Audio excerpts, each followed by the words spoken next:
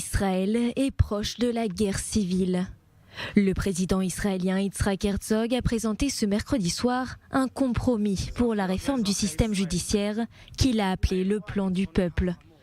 Après plusieurs semaines de discussions pour trouver une entente, il a assuré que ce plan est une voie en or qui rassemble de manière appropriée, équilibrée et constructive les perceptions, les croyances, les inquiétudes et les préoccupations.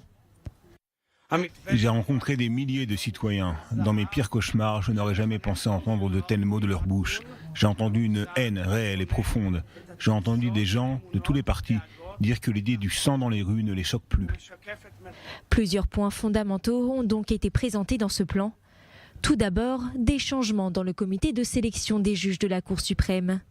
Yitzhak Herzog propose un schéma dans lequel la coalition aurait davantage de contrôle, mais pas entièrement. La commission compterait 11 membres, 4 issus de la coalition, 2 membres de l'opposition, 3 juges et 2 représentants nommés par le ministre de la Justice. Une majorité de 7 membres sera nécessaire pour confirmer une nomination. Deuxième point, des changements concernant les lois fondamentales. Désormais, ces lois seront approuvées qu'après 4 lectures à la Knesset et non 3, comme c'est actuellement le cas.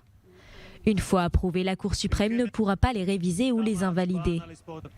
Concernant les nominations ministérielles, la Cour suprême ne pourra pas annuler ces nominations ou les décisions de politique du gouvernement pour des motifs de caractère raisonnable.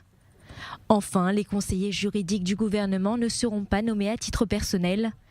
Toutefois, un ministre aura le droit de remplacer son conseiller juridique en cas de désaccord important qui nuise à leur capacité à travailler ensemble. Selon le président israélien, les débats autour de la réforme sont une véritable occasion pour Israël de se doter d'une véritable constitution.